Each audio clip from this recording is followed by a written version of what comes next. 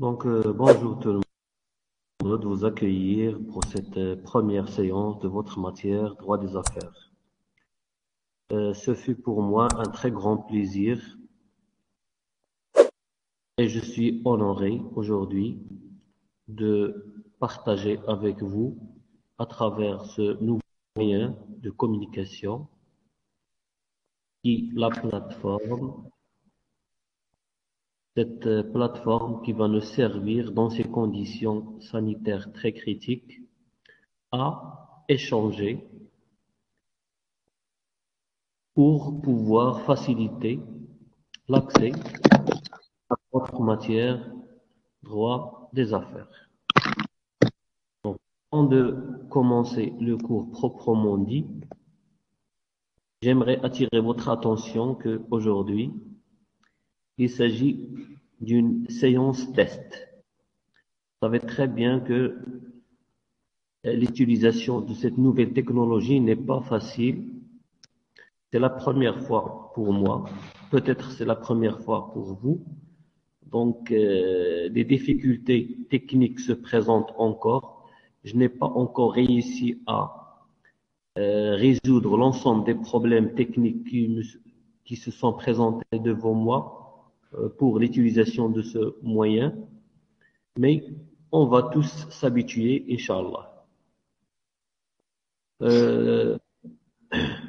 Donc, je vous demande, s'il vous plaît, de désactiver votre micro et de ne l'activer que si vous devez demander ou bien poser des questions ou bien demander des éclaircissements sur quelque chose. Donc, comme je viens de dire, il s'agit d'une séance test dans laquelle on va pas beaucoup tarder. On va tout simplement introduire la matière, vous parler des objectifs de ce cours, de sa place dans votre cursus en gestion, et on va se donner rendez-vous demain pour commencer le cours proprement dit. Donc, le droit des affaires. Ce module qui vous a été programmé dans votre formation de gestion. Tout le monde se pose cette question, à quoi bon va servir le droit dans un cursus de gestion? Nous ne sommes pas des juristes. Pourquoi ils nous ont programmé une matière de droit? Bon, la réponse à cette question peut paraître très facile, étant donné que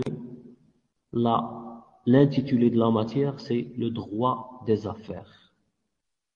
Les affaires aujourd'hui ne peuvent aboutir sans un encadrement juridique.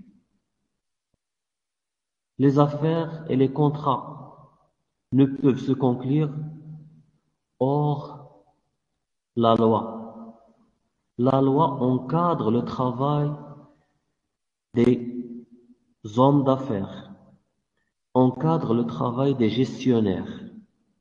Et combien de fois un gestionnaire s'est trouvé derrière les barreaux, en prison, puisqu'il n'a pas observé, puisqu'il a omis, puisqu'il a oublié, parce qu'il ne connaissait pas une règle juridique qui gouverne son statut, ou bien la manière avec laquelle il doit conclure les contrats, ou bien un comportement quelconque dans la gestion de ses affaires. Donc, le droit est une discipline de gestion. On ne peut pas étudier les sciences de gestion en dehors du droit, en dehors des règles juridiques qui gouvernent cette gestion.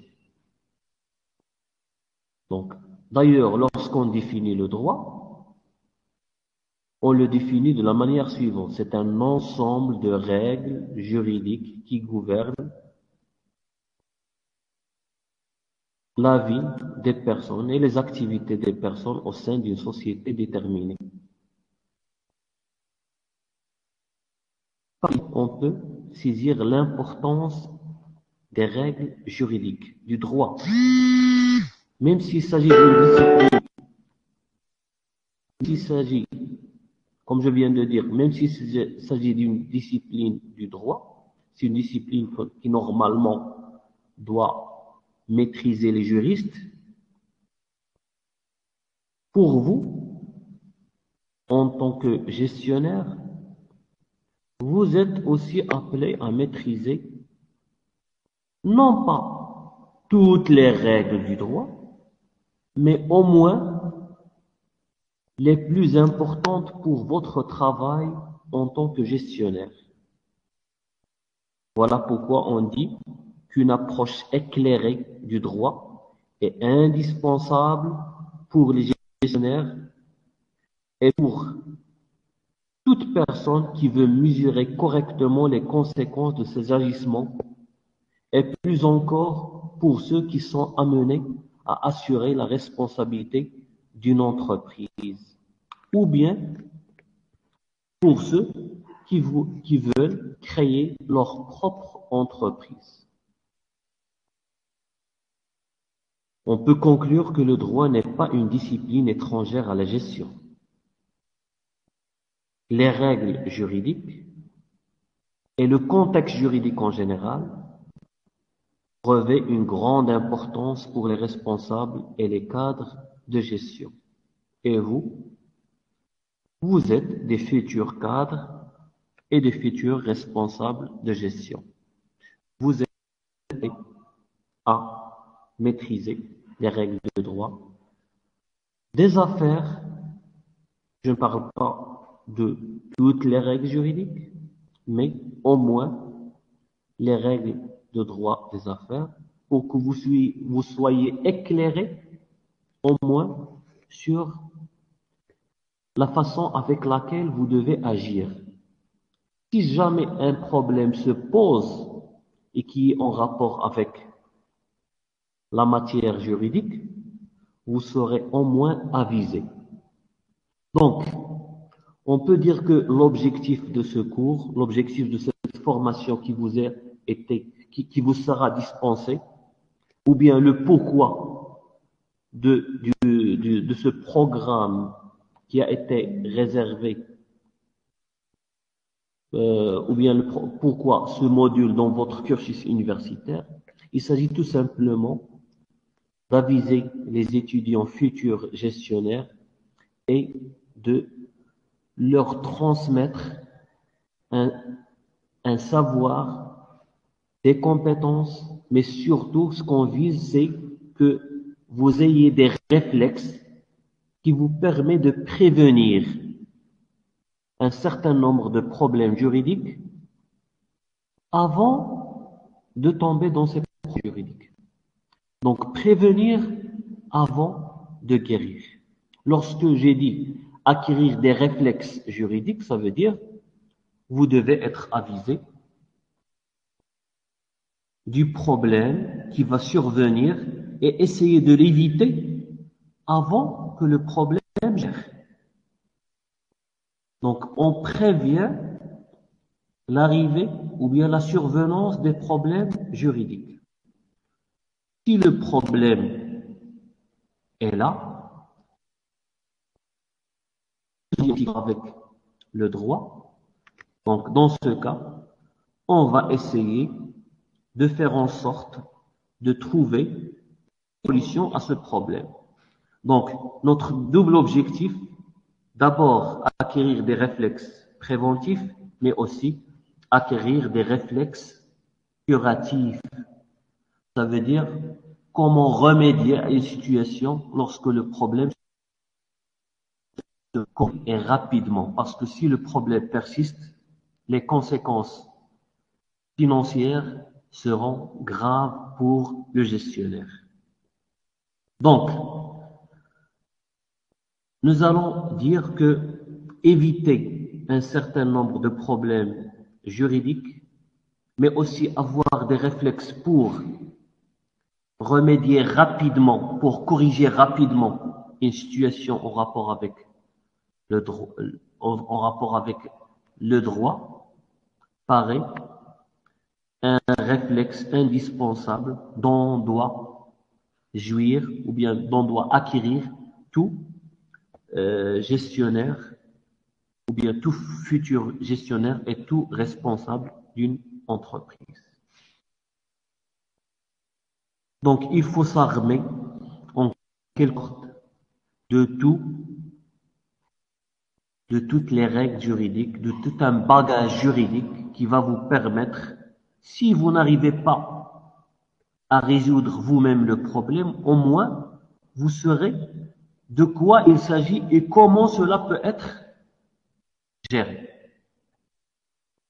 Lorsqu'on donne une affaire à un avocat, qui est normalement le spécialiste, un juriste qui est normalement le problème relève de sa compétence, au moins on sait qu'est-ce qu'il va faire de notre affaire. Au moins, on va connaître comment le problème est en train de se régler.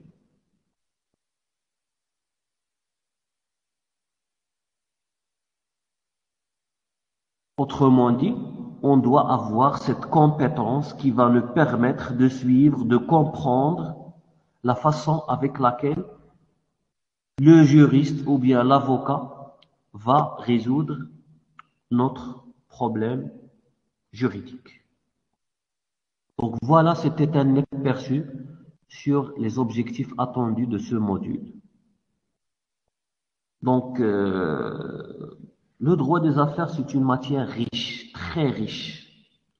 On ne peut pas faire le tour de la matière dans un seul semestre. Il s'agit d'une matière qui est en rapport avec plusieurs autres matières de droit. Le droit commercial, le droit économique, le droit cambiaire, le droit des contrats, le droit civil, ainsi de suite. Voilà pourquoi ce que nous allons faire dans ce cours, c'est choisir un certain nombre d'axes que j'ai jugés vous seront plus utiles que d'autres. À vrai dire, l'ensemble du cours du droit des affaires est un cours indispensable pour les gestionnaires. Mais cela dit, puisqu'on ne peut pas faire le tour de la matière dans un seul semestre, on va essayer de travailler sur 4 ou bien 5 axes se rapportant principalement au droit cambiaire.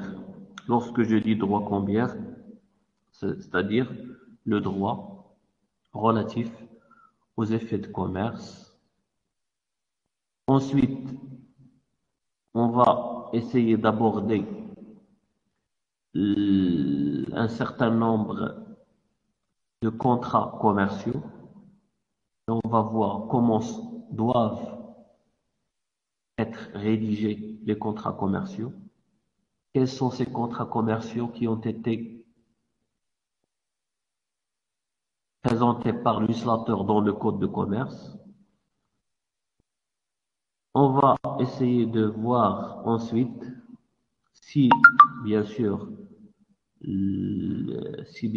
l'occasion se présente, si on a le temps, d'aborder brièvement, schématiquement, les difficultés de l'entreprise en abordant le livre 5 du Code de commerce. Ce livre 5 a subi plusieurs transformations.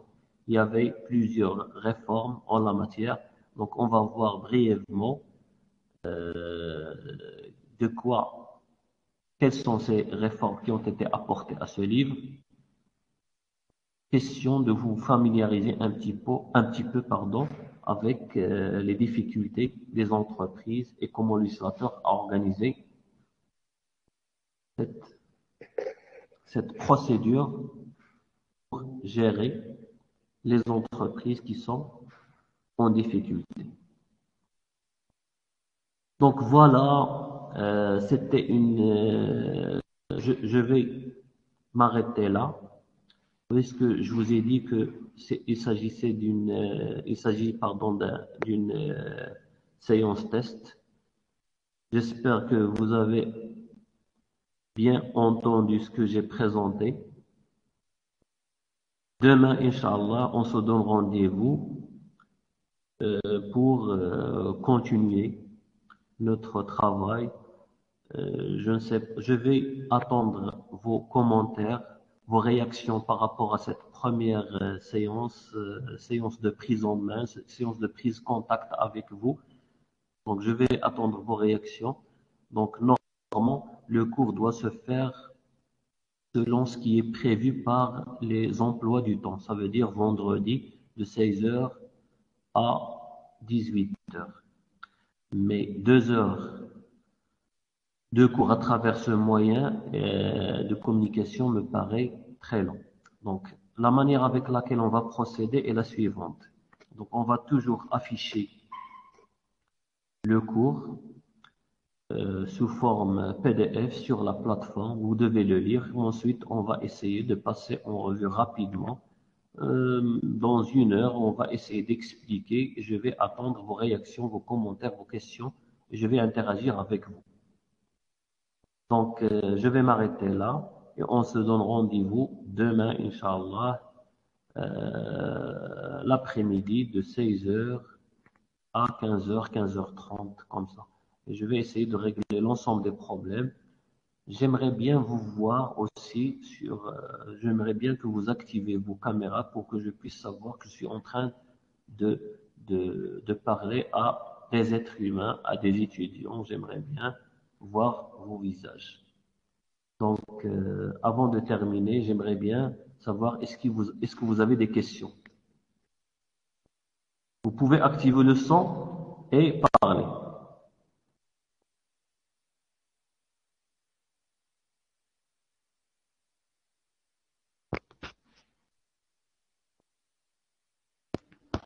Vous écoute? Quelqu'un veut prendre la parole?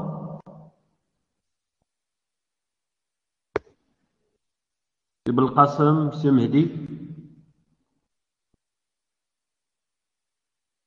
Je n'entends rien, il faut activer le micro.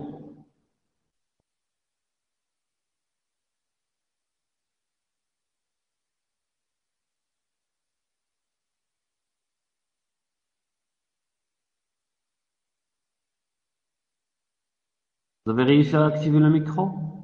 Non?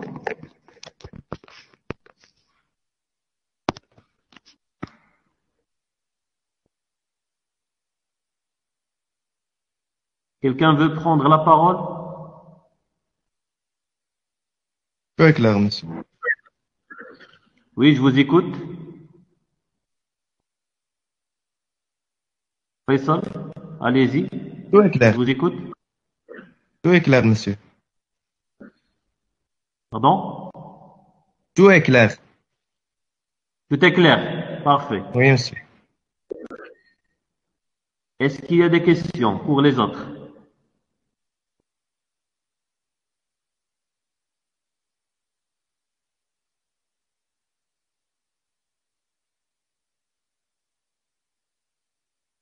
Donc, si vous n'avez pas de questions, je vous remercie infiniment pour votre écoute. Oui, quelqu'un veut prendre la parole? Non? Donc, Oui, Monsieur Belkacem? ذكرت على الحلقة ديال الكونيكسيون ديالها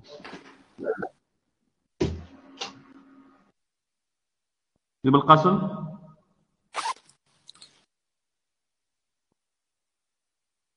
Vous devez activer votre micro. Monsieur, Oui, je vous écoute. donc salam alaikum, merci bien monsieur pour votre présentation. Monsieur, عندي واحد question qui concerne l'examen inchallah الرحمن الرحيم. Est-ce que غادي يكون في étude de cas ou bien des questions directes كيف كان في الاس 4 monsieur? Donc, c'est très prématuré de parler dès aujourd'hui de l'examen final. C'est notre première séance. Tout dépend de l'évolution du cours. Tout dépend du travail que nous allons accomplir dans ce cours. Donc, je ne peux pas décider aujourd'hui. Si l'occasion se présente pour qu'on puisse travailler sur des cas pratiques, bien sûr, c'est un cas pratique. Et c'est ce que j'aime le plus. Si on n'a pas la possibilité de travailler des cas pratiques à travers ce moyen de communication, bien sûr, ça sera des questions. Mais je vous rassure qu'il s'agit de questions ou bien de cas pratiques, c'est toujours de m'éloigner le plus possible des questions. Vous devez répliquer le cours. D'accord? Vous êtes appelé à réfléchir. Vous êtes appelé à résoudre un problème. Qu'il s'agisse de questions ou bien de cas pratiques. C'est bon? Ok, monsieur. Merci bien, monsieur. Je vous en prie. Oui, monsieur, Oui, je je peux vous prendre la écoute. parole. Alors, je vous remercie infiniment pour l'effort que vous faites. La méthode que vous avez adoptée, personnellement, me paraît parfaite. Et comme vous avez dit, ce sera une sorte d'essai au début et elle peut s'ajuster au fur et à mesure que nous travaillons ensemble. Personnellement, j'ai déjà jeté un coup d'œil sur les PDF que vous avez partagés.